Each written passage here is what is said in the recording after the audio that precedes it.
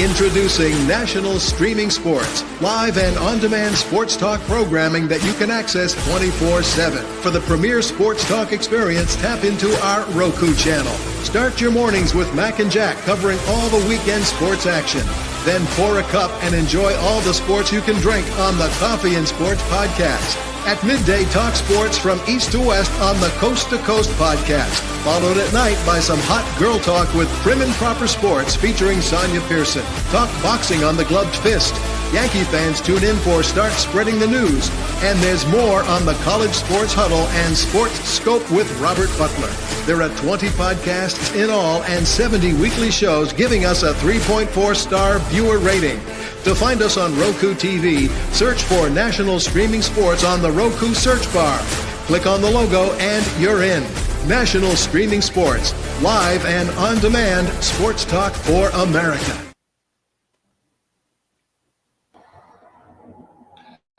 National Streaming Sports is brought to you in part by BetUs.com, designed for true fans. NFL odds, Week 1 and futures. College football odds, including Heisman Trophy favorites and playoff odds. NBA odds of division winners and playoffs. Major League Baseball playoff and World Series odds. The National Hockey League Conference playoffs and Stanley Cup odds. And boxing wagers. Betting opportunities include versus the spreads and outright winners, also during the game. Use our link on our website, nessp.info, the Bet Us Opportunities webpage, for a 125% bonus on your first 3 deposits. Must be 21 years old, and remember, bet responsibly.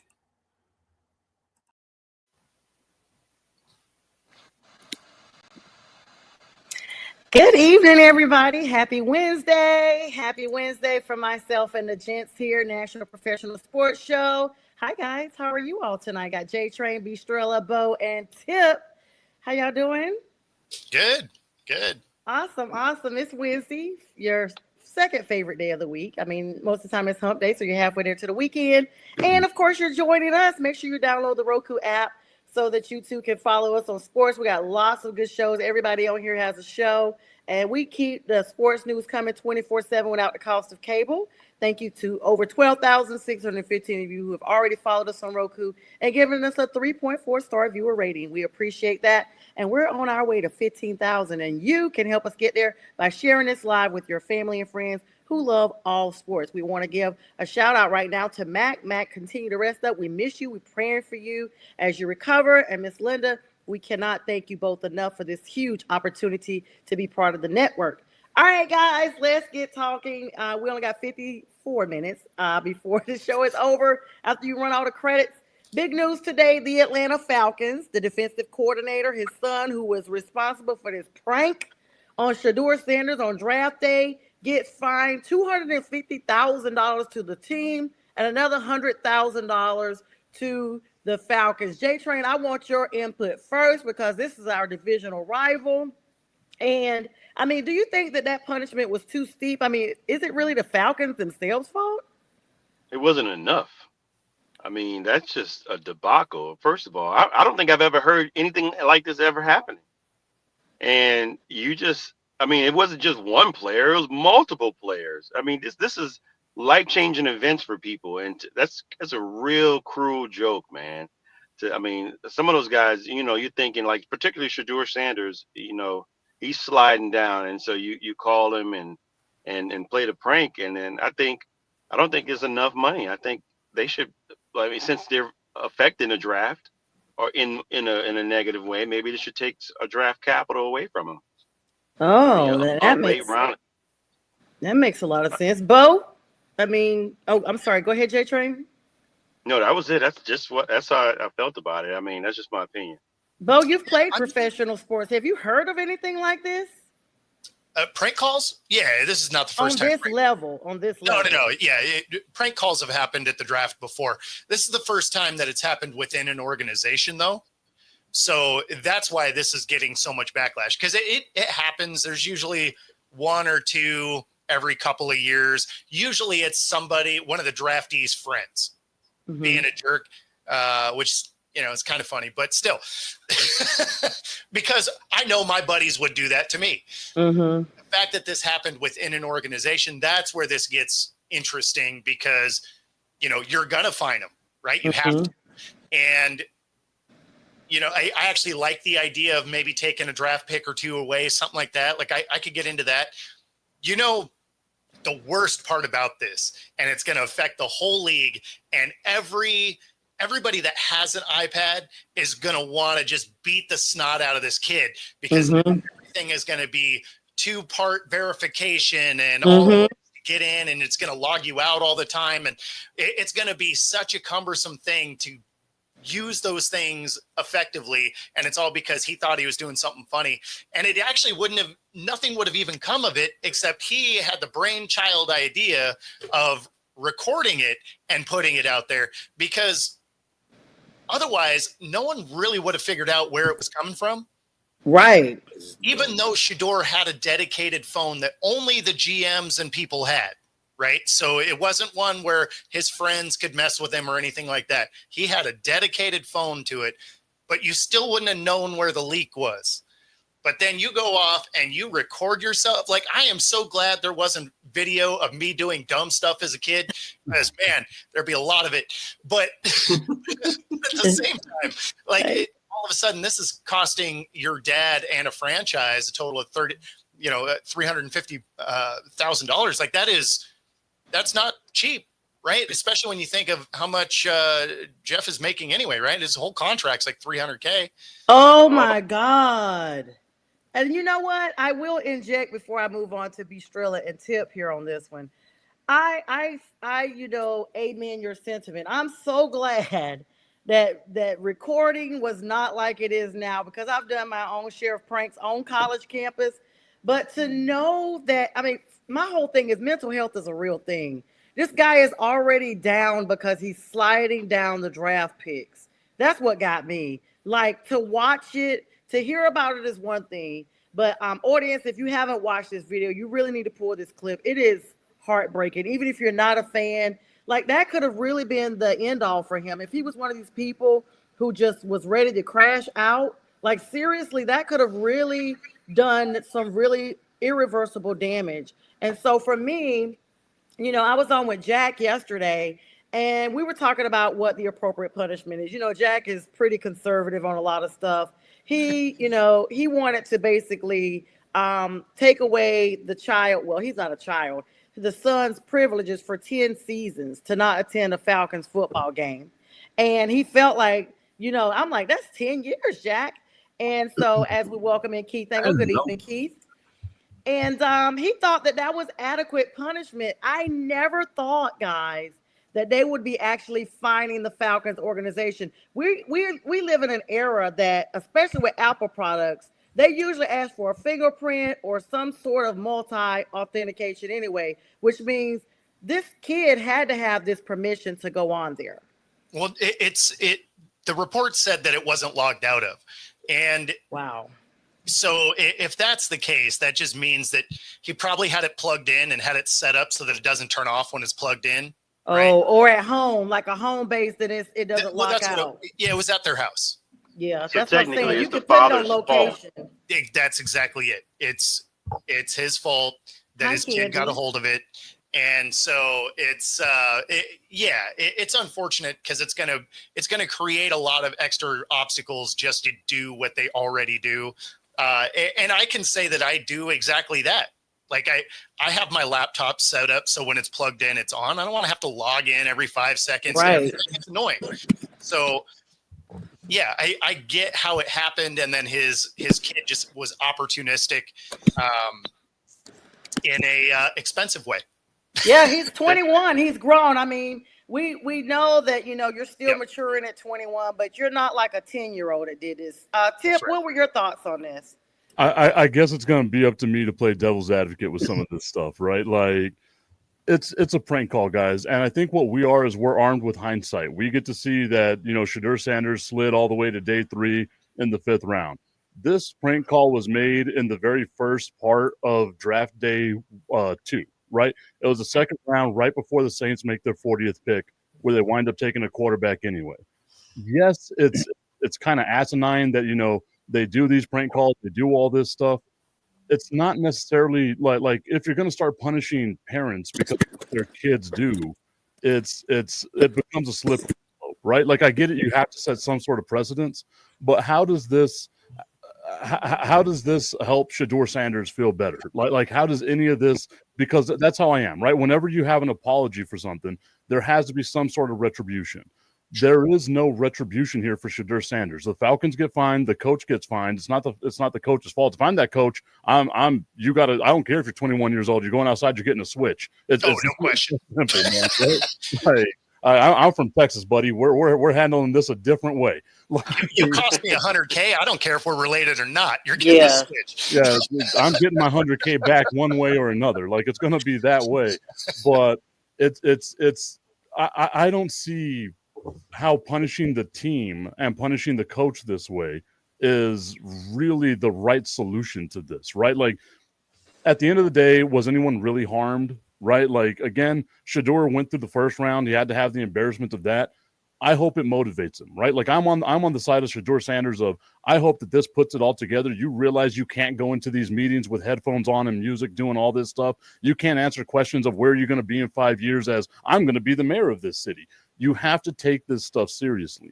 And I hope that what this does is that it helps him start taking this seriously. Like, it becomes a motivating factor. You want to make fun of me? I'm going to shove this straight up your rear end so far you have no idea what we're going to do with this. Yeah, I mean, the thing is, though, is it has nothing to do with punishing or making Shedeur feel better. This is about data breach is what this is. Yeah, exactly. Not protecting intellectual property. That's what that is. And so that's where this punishment comes through. Again, the NFL doesn't care about people, period. They're about protecting their brand. This affects their brand. You can't have the breach within the company. If it's a prank phone call from outside, which has happened many times over years, you know how much of a story that is? None. The fact that this came from inside with privileged information, that's where the punishment comes from. They don't care about Shedeur. They don't care about Jeff. Right. They don't care about any of these people. They're like, do not mess with our brand.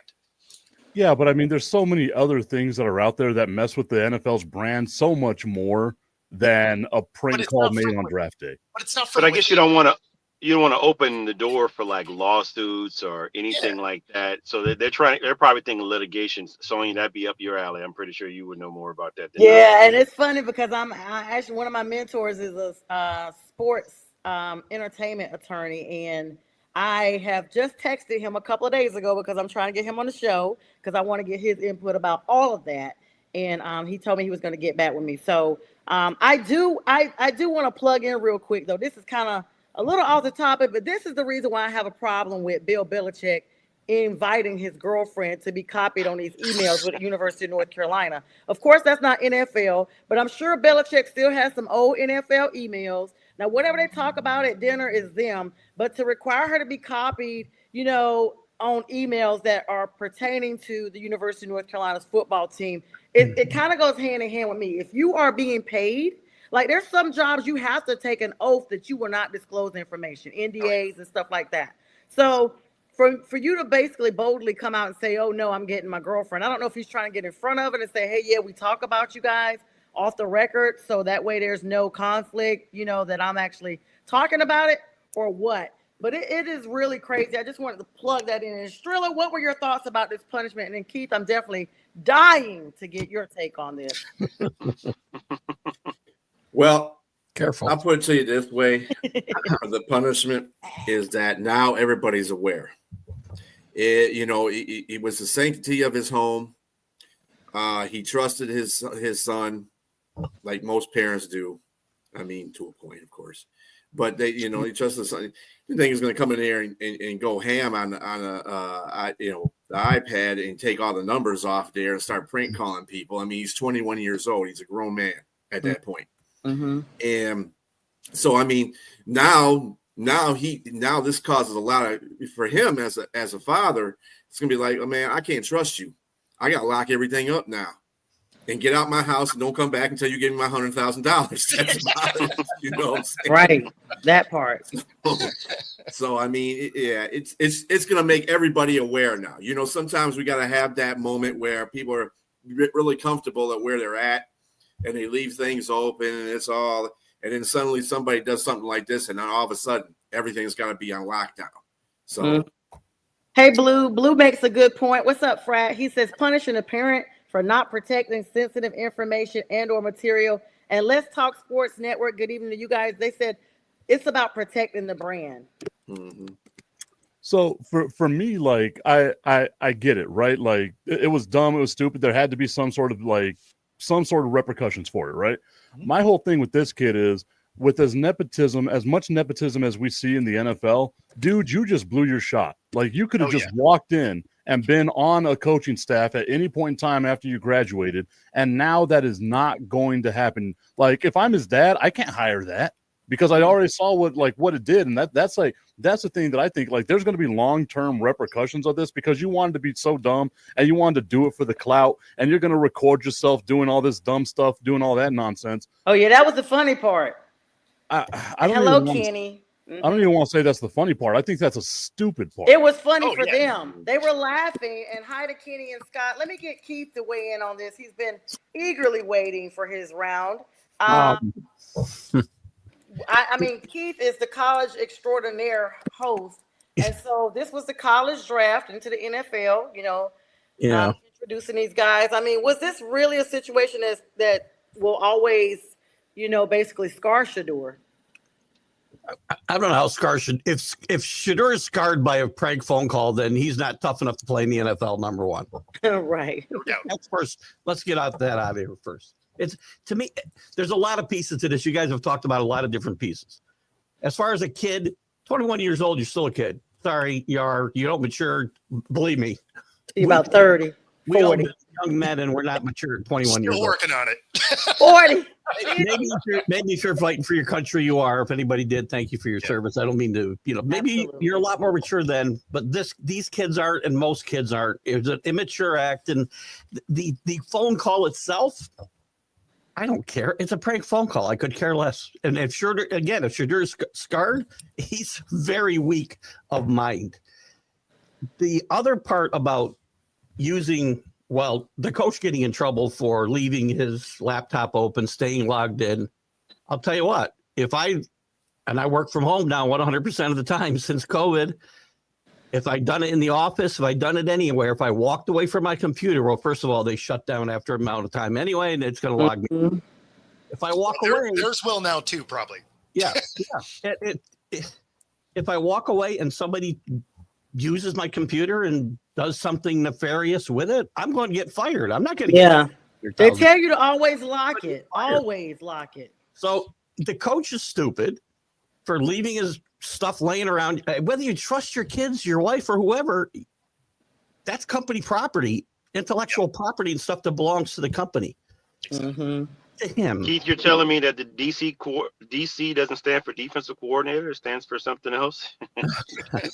Yes. No. I think the main takeaway was only watch porn on other people's computer. Yes. Make sure you're doing that. Here we go. Here we go. I didn't even start that today. I just figured I'd get us rolling. I literally was being good today. I mean, now this thing right. Now we've just got to figure out the genre that we're going to be watching on someone else. I'm watching none of it. It's sports theme, obviously. Well, you always know it's going to be a good time whenever me and Bo get together because if you keep me the lines, I'm knocking it out, baby. So you know what? By the way, is it safe to come back? Never. This just to bring it back 1 second. This kid really shouldn't be punished for the rest of his life for a prank phone call either. No, I mean, come on. So let's get with the comments here, and then I want to bring in some breaking news that just came out. I'm sitting here. That's why y'all saw me to the side real quick. It's kind of akin to what I've already talked about. So basically, Kenny's saying Shedeur. Well, Scott's saying hello. He said, "I wonder if his dad told him how he walked into interviews." And he said, "I'm going to do it the same way." And then he said, Shador will be fine, but this is not the first time this has happened. Kenny says brains keep developing. They don't stop at 21. He knows 40-year-old kids. And he feels like Jeff Ulbrich was not fined enough. Kenny, I think to your point there, it means their brain did stop developing. Yeah, it did. They're 40-year-old. Well, the cerebrum cortex continues geographically, historically, biologically, all that stuff to develop until a human is 28 years old. So that's when that's the real age of accountability, so to speak, because that's the decision maker. We have turned to Discovery. We have. I'm 65 and my brain hasn't matured yet. So I feel that. I feel that. Or you know, star to go In across. fact, I'm starting to forget things that I do know, so I don't know how I can remember things I'm supposed to know. I think after I got out of the military, I was like, I don't have to worry about being mature anymore. I can regress. Yes, just blame it on both, brother. on that. Yeah, It's actually what the drinking's for, right? Like it's survival of the fittest. It's only the bad, dumb brain cells that die, and so you're getting smarter with every drink.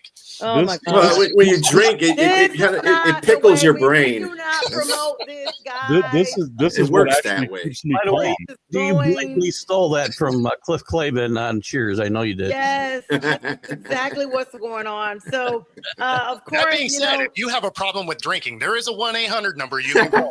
there you go. We have it, or Google it. Alcoholics Anonymous. I don't know, guys, but I will tell you this. This is my thoughts on it. And I'm trying to remove my disdain for the Falcons before I say what I'm saying. I don't think it's fair that the organization got fined for this, because I feel like it's not an organizational issue. I think it's the person they hired. Now, if he lost his job as a result of this, it's almost the same, to be honest with you, with Bo telling us his contract was only $300,000. He's only going to have $50,000 left after he pays his fine. That is insane. It's almost the equivalent of losing his job. What's the RM deal? Well, only 100 of it was his. Oh, wow. Well, only 100 of it was his. So he's still doing okay. He lost a third of his money. That's not okay. I'm going to tell you but that. better than having to give them $50K above what your contract is. I mean, and now the Falcons are going to be looking for a real reason to terminate him at the end of this season. Just watch what I tell you. It's just one poor performance, one injury that wasn't supposed to happen. These boys better go all the way to the Super Bowl and win it if he wants to keep his job, because they say defense wins championships. $350,000 to a $1 billion organization ain't nothing. Like they're all right.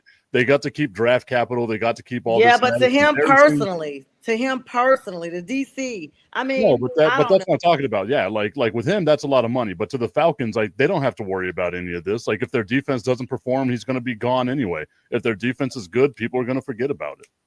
Yeah, I brought up something else a little bit earlier on as we shift gears. I mean, we'll kind of tail back to Shador in a moment on something else, but it won't be as in depth because we've spent over 20 minutes now talking about this, and we have so much other things to talk about. Of course, everything is important, but we just want to make sure that everybody gets a chance to weigh in on this. And we thank everybody for the comments.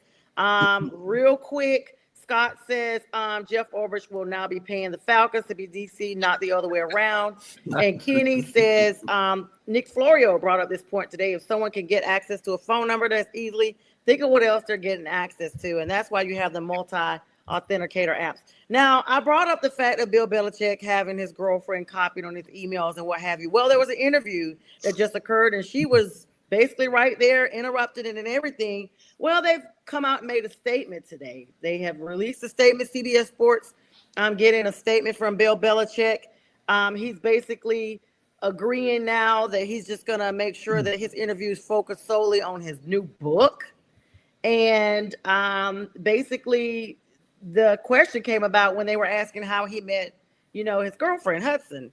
And so because she was all in there and all that kind of stuff, it just got really, really crazy. And CBS had to get involved and basically say, there's no preconditions or limitations or the interview. And this was confirmed with Belichick's publisher before this happened.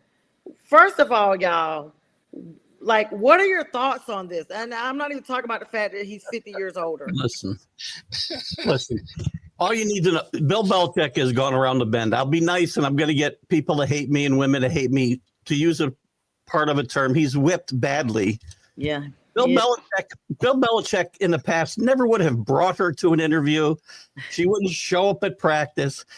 He wouldn't write an email, which, by the way, I read the whole email. He didn't write that. She wrote that. I guarantee you she wrote it. And a couple articles I read today out of the Boston area is that friends of his are very concerned about this relationship in general. They are generally talking to him about, what are you doing? Yeah. Okay. Can't again. I guess I got to be the dude that's going to play devil's advocate here, right? She is his manager. They have agreed to that she is his She's manager. the president of Belichick Productions. Exactly. Yes. And don't have no ring. And don't have a ring. That's my thing. So I mean, the ring might be as old as he is. God knows, right? Like whatever it is. But the fact of the matter is whenever the interviewer Definitely says, as old as she is. whenever the interviewer says, let's talk about your relationship, she's like, no, we're keeping it on the book. How is it that Bill Belichick's going to say, yeah, we're going to keep talking about the book? We're not going to talk about the relationship, how we met, any of this nonsense. How is she getting raked over the coals on this when she's trying to keep it about the book? This I'm talking only about Bill Belichick. I could care. First of all, it's not a good visual anyway. Bill Belichick and this girl. I'm sorry. Why are you visualizing this? Think about that. What? Bo, Yeah. you guys think about that for a second. Now I know what genre we're looking up. Hey, Robbie. You don't want to think about Bill Belichick's toes curling. There it is. All right. So with that Okay, being said, okay, we have just okay. moved on. That's going Let's too get far to the now. North Sports News, guys. That's the definition of being whipped. That would do it today. Jordan Travis expressed his Come on. acknowledge. I can't even get my words out, guys. Jordan Travis today advised everybody he's retiring. Unfortunately, the Florida State graduate and player has retired from the NFL due to a serious leg injury. Of course, you know, he came in not too long ago, but we wish Jordan the best. That was a little bit shocking. The Porsche Draft Power rankings have come out now. And, you know, of course, people cannot stop talking about Shedeur. But get this, guys. As much as people thought that Shedeur was going to go to the Steelers, Will Howard comes out today and basically talks about how he begged and implored the Steelers to draft him. What are you guys' thoughts? So I do like him for the Steelers. He is a big-bodied guy, a guy that they've been missing since Big Ben. Absolutely. Like, he is absolutely the type of quarterback that organization likes. Huh. So, yeah, I mean, I think that he is a great pick for that. And on that last topic, I think how they met was he handed her a juice box once. I think that's how. Yeah, well, he made reservations at Chuck E. Cheese that she couldn't get nowhere else. All right. So, You know, that's kind of like, isn't that like taking out a preschool? Isn't that kind of like a predatory kind of thing? oh my God. Hunter Renfrow, Allegedly. 29 years old today, has been returned. He explains why he took a hiatus from the NFL. He's now drafted by the Carolina Panthers, only 29 years old. He had taken a hiatus from the league after being drafted by it was at the time Oakland Raiders, now Las Vegas Raiders, in 2019. And he played for them until 2023, and then he signed with the Panthers this year. He took a 1-year hiatus from the NFL because he was diagnosed with ulcerative colitis, an autoimmune condition that caused him significant weight loss, fatigue, and high fevers. We're so glad that he's back and doing better and able to get into the league. Let's move along, guys, to some NBA news. Giannis confrontation. Milwaukee's Bucks star Giannis Antetokounmpo had a confrontation with Tyrese Halliburton's father after the Bucks playoff loss. Did you guys see that? Yes. I saw the headline. I didn't see it. Unnecessary. Giannis is class personified. You can go ahead, Keith. So what I want to know is how, like, I don't care who you are. Like, you can be the dad, the mother, brother, sister, wife, whatever of any athlete. Security should not just be so loose to let you get on the court at any point before, during, after the game, because that's not the time for you to be there. For John Halliburton to get up in Giannis Antetokounmpo's face like that and feeling, emboldened enough to start chirping at him. If Giannis Antetokounmpo wanted to smash this guy in front of the whole world, I don't think any of us would have had a problem with it. Thank you, Philly Sport, for joining us. I mean, what do you guys think? I mean, it does seem like a security issue. Well, it's Yeah. classic. Yeah. Issues. There's people wandering around the court before the game, halftime. They're all over the court all the time, people. Well, they're seated on the court. So that, I mean, you've already got an inherent problem there. And security, there's going to be a serious issue with something like this. Because Tip is right. Giannis probably would have been within his right to smack the guy, but guess what would happen after that? Well, especially because Giannis didn't know that Right. was Giannis didn't know that was Tyrese Halliburton's dad. So Right, he thought he was going to be assaulted by a fan. He could have picked this dude up and thrown him. And I think all of us would have been like, you know what? You shouldn't have been on the court. We've seen fans throwing food at players at NBA. NBA is the worst place because of the proximity of fans. And again, that's always going to be a problem. But they need enhanced security in these places, or you're going to have a very serious situation at some point. And this could turn to no one here. Palace. Yeah, I That's all don't know gotta what say. they're It was- doing. I really don't. It was just totally unnecessary. I mean, and Tyrese was just embarrassed by his father, and he got up and said that he was wrong for doing that. You don't get in some, especially after a loss. It was just totally classless. You just and Tyrese is celebrating somewhere, and he don't realize his dad is acting like this, and he has no idea. And then of course it goes off into Giannis and another one of the Pacers players getting into it. I mean, it was just heated. And, you know, you lose, emotions are high. You win, emotions are high. But if you're a fan or if you're a family member of one of the teammates here, I mean, one of the players, you just got to keep yourself composed. You really can't do that. I mean, they should maybe they should ban the father from even coming to games for the rest of the playoffs. It's exactly what they should do. Can- Exactly what they. Can I play devil's advocate one more time? Oh my God. Sure, Tip. Just give him some horns. Can we give a little bit of like love and respect to John Halliburton? Because if some 6'11" dude is coming at me, I ain't standing there to take it. He stood there like I'm ready for this work. He was ready for all the smoke. He's got some grapefruits going on with him, man. Like you got to give some respect to that guy. It's because he knew he wasn't going to get punched in the head, right? Like If he did, he would get a lot of money. you can bet if it was Meta World Peace running up on him, he might have Right. been like, you know what? I might get socked in the face. Yeah, it was fake toughness. That's Tip. 100% fake toughness. There's no way he's going up to Shaq or to Charles Oakley or any. Come on. Oh I yeah, don't no. care. Big I is saw big. Charles Oakley in person. He lives in Atlanta now. No, so cool. big Tom is Atlantic. big, but some of Crazy's these crazy. dudes will hit you. Crazy's crazy. right? Just tough. Yes. Who was the guy? Serge Ibaka. Nobody's coming up on Serge Ibaka. Oh yeah. Not at all. Super You're tough. gonna get DDT. No way. Yeah, I mean, that I was don't think definitely- most fans in their right mind will go up against any athlete that's on the floor, no matter who they are, because Yeah, these guys. they are athletes. Yes, They train to do that. They So, train to you do know, everything. I mean, not train to beat people's behinds, but I'm saying they just train and they're constant. They have strength, unseemly strength. Except Definitely most of stronger. them, won't actually do anything. That's why these people feel emboldened to go out there and do that because they're like, They're this not guy's not going to do emboldened. anything. Their security. Until they all this F stuff. around and find out. Until That's they F exactly around and it. find out. That's what's It's going to gonna happen. be. It's going to be that one dude that's like, God, you know what? Today's that day. Yes, I mean, like we I see it all the just time. yeah. Like we make fun of it all the time with the NBA, right? Like these dudes aren't ever going to fight. They get up in each other's face. They do their weird punches Yeah, that they what do is in the that? rain NBA. dance. They They don't do know. that weird rain dance and then they go somewhere. Talk Yeah, about but that's players versus players. That's a no different thing.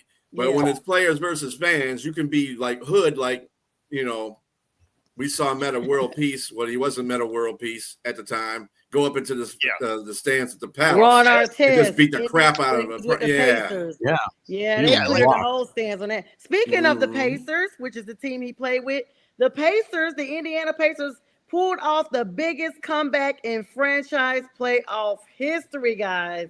I mean, these NBA playoffs are lit. What were you guys' thoughts on that game? Well, it wasn't the biggest Oh, yeah. ever like distance. It was the shortest period of time for distance. With them, yeah. Yeah. But I mean, it was lack of execution on the Bucks side, right? Like that, it was them falling apart. They were up, I think it was 8 Right, with Kenny. 50 seconds to go. So I mean, all they had to do was be smart with the ball, and instead they trapped themselves in the corner and then they turned the ball over. I mean, it was lack of execution on their end. This should have been another game. Mm-hmm. Yeah. Robbie says they're soft anyway because broken fingernails is 2-week injury. I mean, maybe not, but we are heating up. And speaking of the playoffs, I mean, Keith, did you get a chance to see that game at all? No, I was watching a Nick game and throwing up there, so I was busy. Okay, well, As you should. we'll move on. Let me ask you guys questions about the Orlando Magic. Now, their scoring flaws have now been exposed, and it has shown just how much, by them being eliminated, their need for a good scoring guard. They clearly didn't have that, and they are now out of playoff contentions.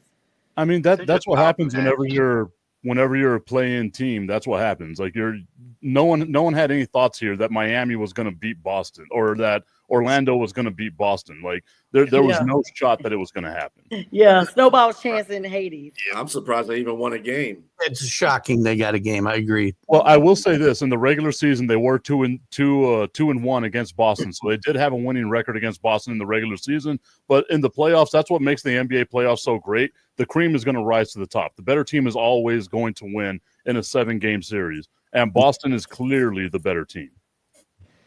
You guys agree Boston's a better team? Is it because they're defending playoffs? Is it because they're defending champions? I mean, they're loaded.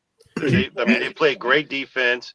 Every player on that team can score and they can play defense. It's just in that particular game too, in the one that they eliminated Orlando, they didn't even do their barrage of 3-pointers like they usually do. They were scoring a lot of points in the paint, and so they can show you they can beat you at any part of the any part of the game. And this is their window because they're top heavy. They got like a second apron that's going to really break that team up in about maybe 1 or 2 years. Because you got $200-300 million players, one $198 million player. It's unreal how much they're paying these players, but they better win. They better win. It felt like it was a statement game to me with like Boston, right? Because you heard the commentators throughout the first couple of games saying, "Oh, Orlando's playing them tough. Orlando's giving the NBA the blueprint on how you can beat Boston." Boston came out here and said, "I don't care how big your interior defense is. We'll just dominate you in Game 5. We'll go on our happy little way." And now you got to worry about not only stopping us on the threes, where we've had a historic season shooting threes, but now you got to be able to stop us on the inside. And to me, I think Keith and J-Train and I, a few months back, we said this was going to be the team that would win the NBA championship. I'm still holding steady on this. I still think it's Boston. They're so much better than everyone else. Detroit got robbed on Sunday. How come we haven't spoken about that yet? I was just about to bring that up. You read my mind. 103-100. The Knicks won this close game, and this concluded the first round series. They won by advancing 4-1 over the Pistons, guys. Listen, I know Tip wants to go to Sunday. I'm going to start with last night because Sunday led to them calling fouls, just putting a hand on somebody's butt last night, for crying out loud. There was I'm starting with last night, Keith. It was ridiculous. And I'm a huge Tom Thibodeau fan, but you can't be sitting there with a timeout and hoping I might need it with 5 seconds left. And I got my two best players, arguably, standing on the sideline.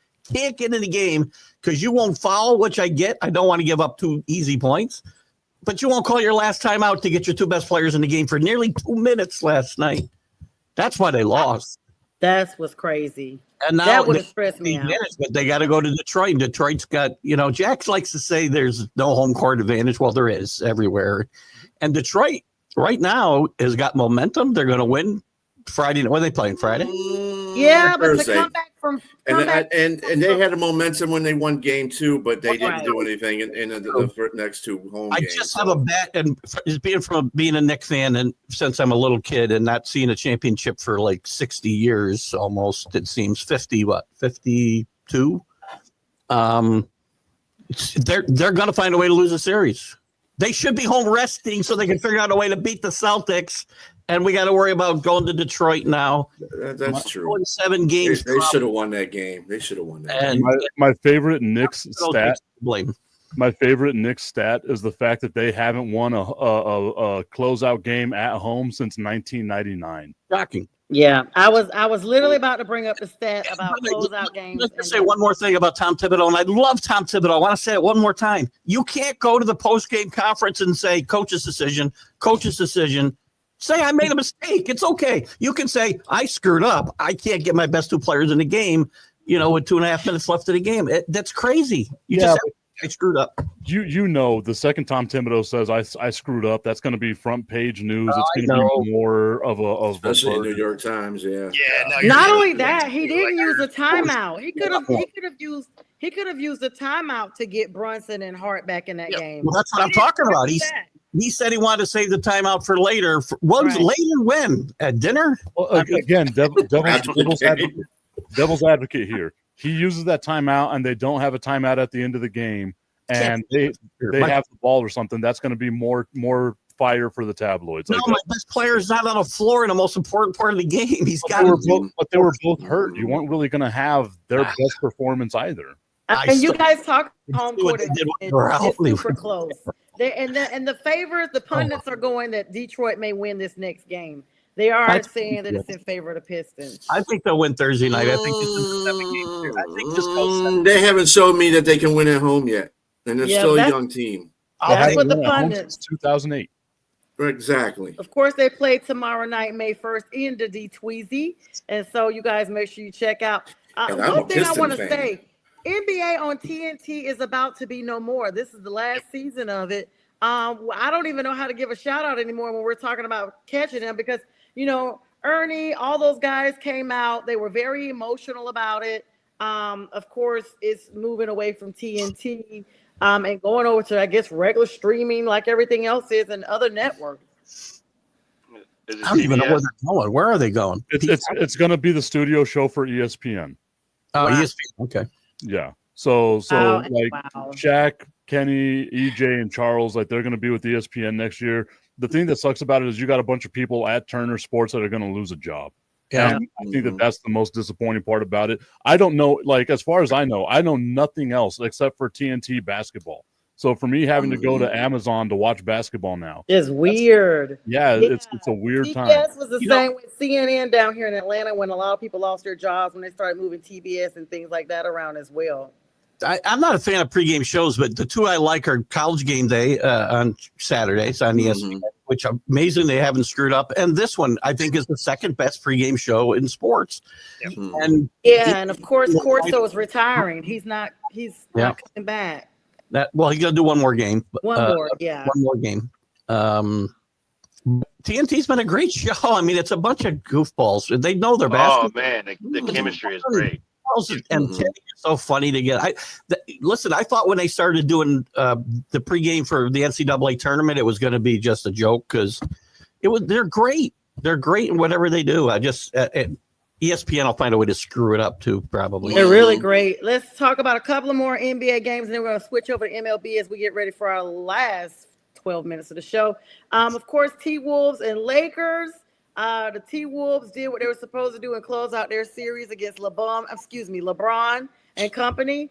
That Luka trade looks like it didn't really, fare out too well. I don't know. Maybe, it's too early to tell. Maybe they need another season. But, another season to get on point. And then the Warriors-Rockets game, of course, Golden State Warriors with Jimmy Buckets proving that he was a good trade. And they will be facing the Houston Rockets on tonight. 3-1 series lead, both of those games. Lakers. You can't win with three guys. You can't win with three guys and a bunch of guys who can't play basketball. And the Lakers aren't deep. They've got nothing outside of Luka, LeBron, and Reeves. That's all they have. And when one of those guys is off, they're in trouble. And not even Reeves. Let's be honest. Reeves ain't that guy. He's not the third option in the league for sure. I agree. But them, he'd be a fourth. He's a decent third option. I agree. For what he is, he was not drafted. So, he's let's just say they got their investment, the return on their investment, which was really not much of anything. But the rest of that team, we talk about other weak bench on the Knicks and the benches here. They don't even have strong five or even an okay five. I said it after the trade. They're not big. They don't. I mean, and these guys are big in Minnesota, so that They don't play defense at all. I said it after the trade. Beast Strilla actually told me on my show, The Tipping Point with Mike Tipton, that you can catch every Monday through Friday on National Streaming Sports. Plug it in, Tip. Beast Strilla told me a couple of weeks ago, whenever I said that the Lakers wouldn't make it out of round one, he said that was a bold prediction. I told you, B, that wasn't bold at all. The Lakers are not a good team. They are not. They got fat off of a very bad schedule at the end of the year. And as we've seen in those one-game samples, the sun shines on the dog's ass every now and then. The Lakers just happen to be that dog's ass. Wow. I will say this, speaking of dogs' butts, I will say this. The stats have been proven. I'm worried about the segue here. Yeah. Teams who have led the series at 3-1 have a 95% chance of winning, and there are only 4 teams. Jack and I went through those this morning. There was only 4 teams, the most recent being a 2020 team that was able to come back from a 3-1 deficit. It's highly unlikely. You have to really fight your butt off, and that's why I was going with the butt segue. You really have to fight your butt off to get there, but it's highly unlikely. So the bum in them, I don't see it. What I'm hearing is you're saying there's a chance.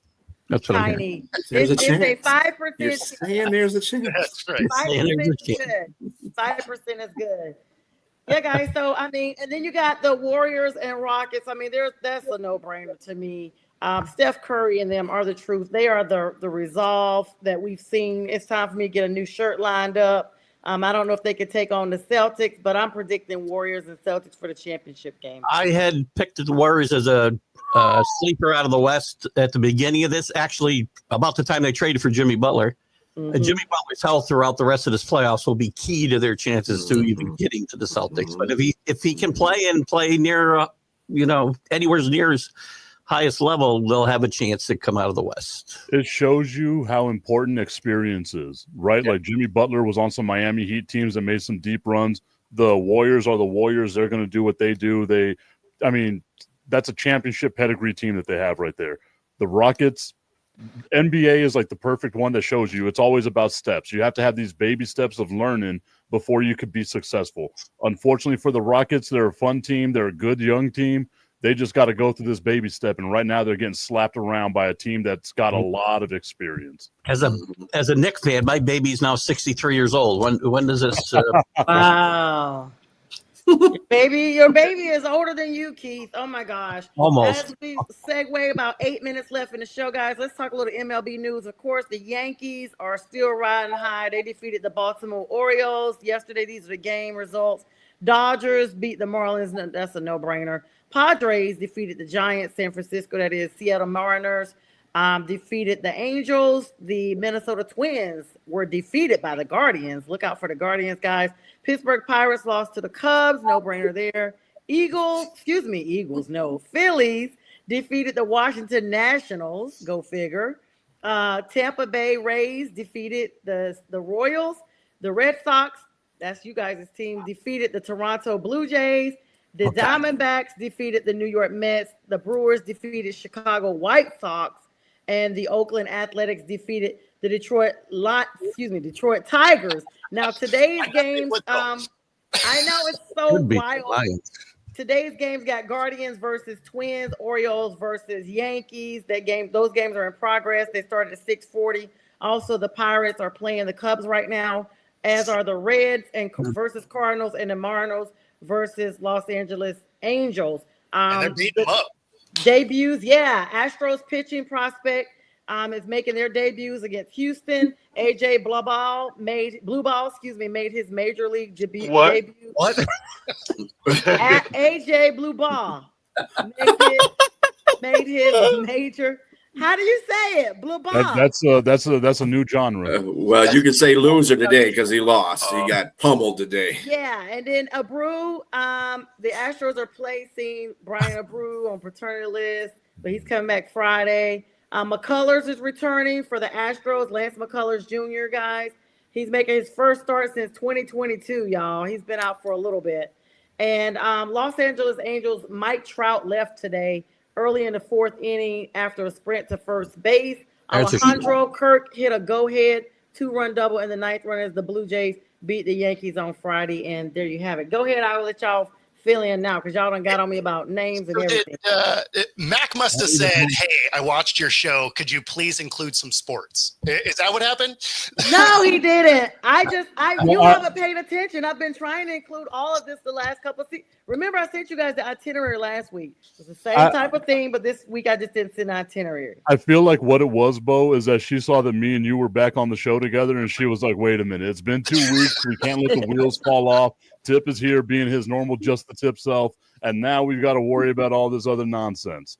Yeah, as far as baseball goes, we got what 140 games left. I don't care. Well, some people care about every game. No, they don't. And They're lying to you. you're No one cares about sounding every like- game. You're sounding like Jack right now. I And actually so- I actually do care about every game. Thank you, Tip. That's just you. Let that be your opinion. Go But ahead. I think it's more Keith. I think that's more of a Keith Well, thing than it is Keith everyone is else. a person, and so am I. So we both care. He's the exception. Keith is the exception, right? I try to be an And I am me. a unique Thank you. individual for sure. Just ask my wife. Okay, Yeah, so, I'm Keith. with you, What was your brother. thoughts I'm on the with you, games, man. Keith? so Keith, I wanted to ask you, like, Well, Yes. excuse me, Tip. I was actually asking no, it was something about the already. game. It was about the Yankees thing. I literally was already asking him what his thoughts were on the game. No, but Keith and I we're both Yankees fans. Like, I'm obviously on the like outside, right? Like, Yeah. I don't care right now. So So- we'll get to your question, though, is what I'm saying. Because you already told me you don't care. So I'm going to let Keith explain what he cares about, and then we'll get to your part about what Tip, you sit care your butt about. down. I care about the game of baseball in general, and I hate what's being done to it. Number one, that's another whole show. Yeah. As far as the Yankees go, I didn't have a lot of high hopes for the Yankees this year because of injuries to the starting pitching staff, issues with right-handed hitters. Judge is off to a great start, best start maybe of his career because he's never been a quick starter. Right. But there's 2 guys on this team that have been very unsung heroes for this really strong Yankee start, and that's Jeff Weaver and Trent Grisham. These 2 guys have stepped in where other guys are not contributing. Bellinger's not contributing. Chisholm's not contributing. The pitching staff's been up and down. Rodon, who I'm not a big fan of, is now throwing back-to-back good games, so I'm a little excited about that. We'll see what happens. But their big relief acquisition of Delvin Williams, who I love, is getting knocked all over the place. He's lost his job as the closer for now. He'll get it back. It is a long season, as Tip said. I'm not going to get too excited until Memorial Day about good, bad, or indifferent. But Yankees have done very well early with some very unsung heroes that we don't hear about. These 2 guys. Jeff Weaver stepped up last year and helped carry that team to the World Series. So it's a long season. I'm excited by what I've seen in April, though, just because I was not expecting them to get out of the gate like this. So what I was going to ask you about was, like, we heard that Baltimore's been going through a whole bunch of struggle, right? Yesterday they have a batters only meeting, which is one of the dumbest things I've ever heard of. And then they get rocked by the Yankees. The Yankees put up a whole bunch of runs on them. Rendon goes out and basically shuts them down. There was a lot of expectations for Baltimore this year. What do you think they've got to do to, like, try to right the ship? I know it's early, so it's too early for us to be like, hey, what's going to happen? But for Baltimore right now to have a batters only meeting, like, what the hell's going on there? Yeah, the batters meeting. That's so important. Oh, thanks, Tip. I actually liked Baltimore in this division. They played very well the last few years, but there's no leader on this pitching staff. They let Corbin Burns walk in free agency, and there's no number 1 guy here. And they're very injured in the starting rotation. They got a great bullpen, but you got to get to them. You can't have great bullpen and be down 15-3. There's no sense of having it. So they've gotten some slow starts out of Gunnar Henderson, and for whatever reason, Hyde won't let Jackson Holiday hit against left-handers. This kid's going to be really good. There's some issues in Baltimore. And it's a little early. They can get healthy. Their pitching staffs. Charlie Morton keeps getting jobs. He graduated a year behind me in high school, Charlie Morton, I think. He keeps getting jobs. He's not even left-handed, for crying out loud. I always have, not always. I've liked Baltimore the last couple of years in the way they put this team together. but Cedric Mullins can't be leading your team in like every offensive category, and you got problems. I think Baltimore will find a way to compete throughout the summer, but they got to find some arms somewhere, or they're not going to compete at all. Yep. And of course, All I got to say is go Tigers. Go Tigers. Listen, like the Tigers, pick them to win that division. AJ Hinch is a very underrated manager, gets a lot of crap because of the most overrated scandal in the history of sports in Houston. But I like some of the kids, the two corner outfielders there. Torkelson's come back from being in the minors for nearly a whole year and really started to put it together. You'll have fun watching Gleyber Torres run the bases there all summer because his strategy on the base pass is basically run until you get tagged. You'll see that a few times this summer, Beef Drilla. And hey, Javier Baez. We can't stand him here, but he's doing good. He had a grand slam today. We were looking for that first home run to get him going. They've been looking for a place to hide him. Maybe they found it out in center field. So right. Some good young pitchers. Scooble's the best pitcher in baseball right now. Casey Mize is underrated. I like that. It's a good team. And my Mariners are doing the normal Mariner thing. So here we are approaching May, and we're in the front of our division just in time to go down the first ramp, because we've seen this movie before. So when people are excited about baseball, I'm like, oh, yeah, we're doing what we do. And then, we're about a week away from when the wheels start to fall off. And then, then the All-Star break will happen. We'll forget how to play baseball again. We'll kind of work our way back, and then we'll miss the playoffs by 3 games. Like it's, I've seen this before. That's a team I like. I like them because of their pitching staff. I wasn't sure if they could score enough runs, but now their pitching staff's starting to break down, and that's not a good sign for a team that's going to rely on that. That's 5 really good starting pitchers. I think it's the best staff in baseball. No, the pitching staff is awesome. But now you're hurt. Gilbert went on the DL the other day, didn't he? I do believe you're right. Yeah, but it's funny because we're at the moment, our bats are actually hitting. Yeah. So it's that fool's gold. You're like, oh, here we go. They're hitting. But we watched this exact thing last year. Yeah. The crazy thing is talking about the Braves. It's like, we are so far removed from the championship caliber team, including, and despite the fact that Ronald Acuna Jr. is back. I mean, we lost our most recent game against the Rockies 2-1. It sounds like it's a close score, and it had to be a long, very long game to be that low scoring and only lose by 1 point. But there's been some talks that the Braves manager, Brian Snickers, has been questioned about his lineup decisions. In fact, there's been an analysis of Chris Sale's latest pitching performance, basically talking about the velocity of his fastball is not the same. And so I don't know if any of that stuff we'll play into. We only have 14 wins and 15 losses. So that's almost at the even mark. Remember, you started 0-8. So you're 46 cents, and the Braves will be fine. Again, to go back to what Tip said, it's a 162-game season. The Braves will be in the playoffs.